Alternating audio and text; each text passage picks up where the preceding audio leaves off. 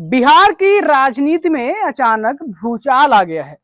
सुबसपा अध्यक्ष ओम प्रकाश राजभर ने बीजेपी से अपनी दूरी तय कर ली है और 153 सीटों पर अकेले चुनाव लड़ने का बड़ा ऐलान कर दिया है। क्या ये कदम बिहार के सियासी नक्शे को पूरी तरह बदल देगा? आइए जानते हैं क्या है पूरी खबर।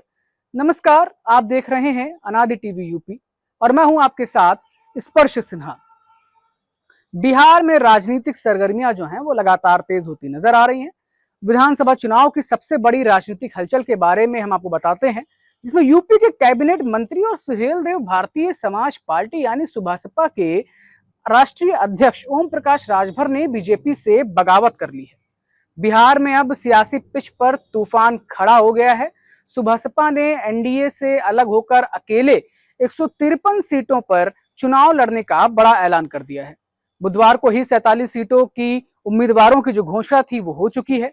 इस फैसले ने बिहार की राजनीतिक गलियारों में हड़कंप मचा दिया है।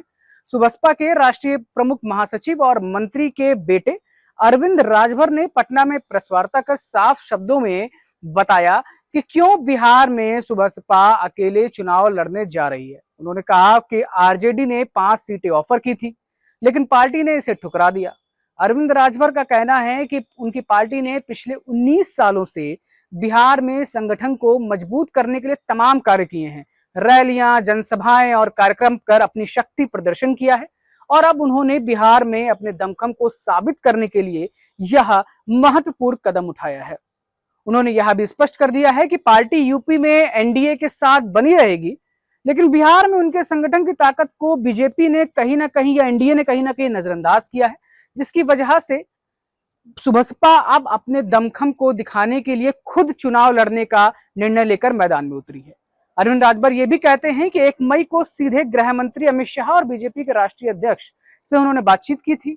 5 मई को सुबसपा की एक अहम बैठक हुई थी, जिसमें यह तय किया गया था पहले ही कि अगर एनडीए ने सीटें नहीं दी तो पार्टी अकेले ही चुनाव लड़ने का फैसला लेगी। उन्होंने कहा कि उन्होंने एनडीए के शीर्ष नेतृत्व का भी इंतजार किया, एनडीए के निर्णय का इंतजार किया, लेकिन सुबसपा को जब कोई जवाब नहीं मिला तो अब भैया 153 सीटों पर अकेले चुनाव लड़ने का जो ऐलान है वो हम कर रहे हैं। सवाल उठता है कि क्या राजभर आरजेडी के साथ मिलकर चुनाव लड़ सकते थे? जवाब है नहीं।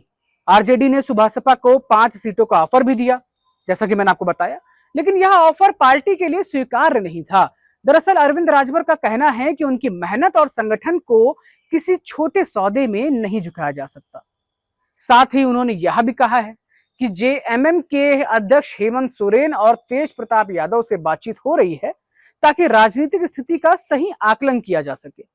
अब यूपी सरकार की प्रतिक्रिया की बात करते हैं तो यूपी के परिवहन मंत्री दयाशंकर सिंह ने इस पूरे मामले पर एक बात स्पष्ट की है कि राजभर सही कह रहे हैं। बिहार में पहले ही गठबंधन नहीं था, उन्हें सीटें नहीं मिली, इसलिए उन्होंने यह फैसला लिया है। लेकिन ओम प्रकाश राजभर अभी भी एनडीए के साथ हैं और बिहार में भी पुराने साथियों के रूप में एनडीए के साथ रहेंगे। साथ ही उन्होंने यह भी जोड़ा कि प्रशांत किशोर की पार्टी जनस्वराज केवल वोट काटने के लिए चुनाव लड़ रही है। यह बड़ा बयान है, आप समझिए इस चीज को, क्योंकि उनके पास कोई वास्तविक जनाधार नहीं है। यानी साफ बात यह है कि बिहार चुनाव में सुबसपा ने एनडीए से नाराज होकर अपनी राह चुनी है, लेकिन यूपी में उनका गठबंधन बरकरार रहेगा। इस राजनीतिक मोड़ में बिहार की सियासत नए समीकरण को पैदा कर रही है। सवाल उठता है कि क्या बीजेपी इस चुनौती का सामना कर पाएगी या फिर सुबसपा अकेले चुनाव लड़कर अपनी राजनीतिक ताकत साबित कर पाएगी? ये भी एक बड़ा प्रश्न बन जाता है। ये सवाल आने वाले हफ्तों में स्पष्ट हो जाएंगे। विश्लेषकों की बात करें तो उनका सीधे तौर पर यह कहना है कि सुबसपा का यह कदम बिहार में राजनीतिक समीकरण बदल सकता है। 153 सीटों पर अकेले लड़ने का मतलब है एनडीए के वोट शेयर में नुकसान होना, निश्चित तौर पर। साथ ही यह आरजेडी और अन्य विपक्षी दलों को भी नई रणनीति अपनाने पर मजबूर करेगा। सुबसपा के रणनीतिकारों का मानना है, अगर हम आपको बताएं तो उनका सीधे तौर पर मानना है कि मजबूत संगठन और जनाधार बिहार के ग्रामीण इलाकों में बड़ा फायदा देने वाला है। वही बीजेपी के लिए चुनाव चुनौती बन सकता है। वोट बैंक विभाजन के बावजूद गठबंधन की ताकत को बनाए रखा जाए तो दर्शकों आप खुद सोचिए कि क्या सुबसपा बिहार में अकेले चुनाव लड़ पाएगी, अपनी ताकत दिखा पाएगी? क्या बीजेपी अपने पुराने साथियों को संतुष्ट कर पाएगी? गठबंधन की जो स्थितियां बन रही हैं क्या वो सीधे तौर पे सटीकता के साथ में बन पाएंगी, ये बड़ा सवाल है। बिहार की सियासत में क्या होने वाला है, क्या बड़ा झटका लगने वाला है, ये सब सवाल आने वाले हफ्तों में साफ हो जाएंगे। फिलहाल आप दर्शक हैं और आप इस पूरे मामले पर क्या कुछ सोचते हैं, आप हमें अपनी राय कमेंट बॉक्स में जरूर दे सकते हैं। हमें दीजिए इजाजत, आप देखते रहिए प्रदेश की राजनीति की हर हलचल के लिए अनादि टीवी यूपी। नमस्कार।